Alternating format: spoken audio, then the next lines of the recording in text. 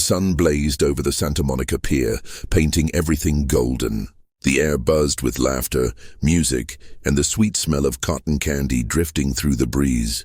Families wandered across the old wooden boards, kids pulling their parents toward rides, and couples leaned against the railing, watching the waves smash against the shore below. But in the middle of this lively picture, a girl sat quietly in her wheelchair near the carousel, trying not to be noticed. Her name was Marissa Hart, just 19 years old, and her life had been flipped upside down after a car crash left her paralyzed from the waist down. She loved this pier, the Ferris wheel spinning high above, the street musicians strumming guitars for spare change, the salty ocean air brushing against her face. Here for a moment she felt alive again, but what haunted her most were the stares, the way strangers' eyes always hit her wheelchair before they ever looked at her face. That day, though, Marissa made herself a promise: not today.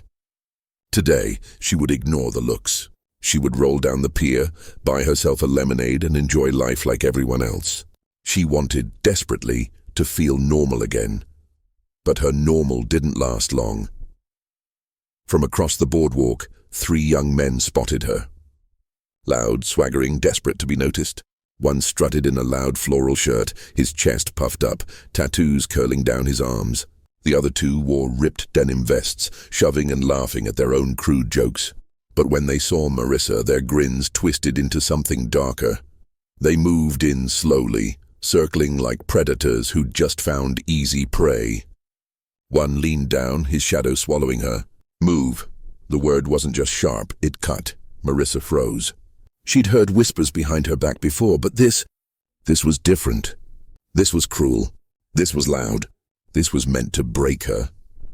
Before she could react, the man in the floral shirt chuckled, then swung his boot against her wheelchair. The jolt sent her chair rocking sideways, nearly throwing her onto the splintered boards of the pier. Her hand shot out to catch herself, gripping the wheel tight as her chest tightened.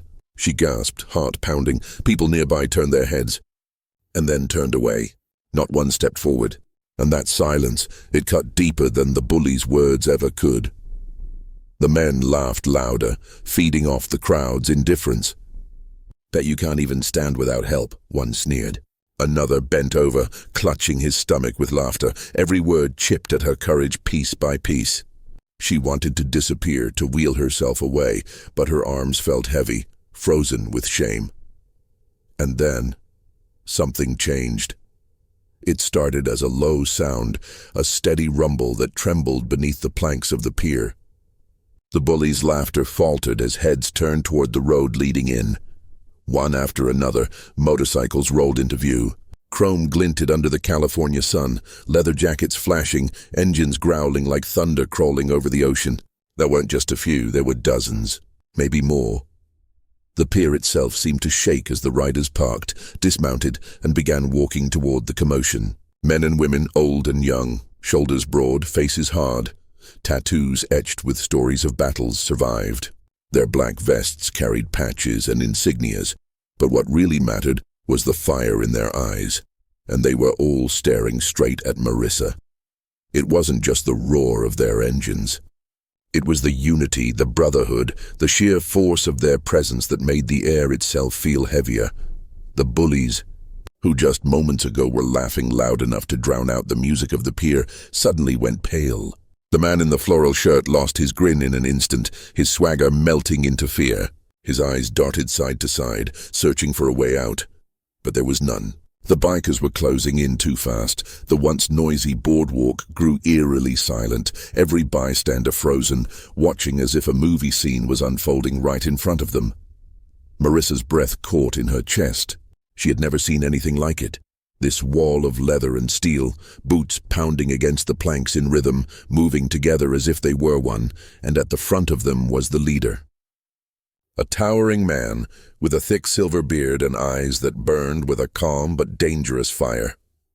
He stepped right up to the bullies, stopping just a few feet away. Slowly he crossed his arms over his chest. He didn't need to speak.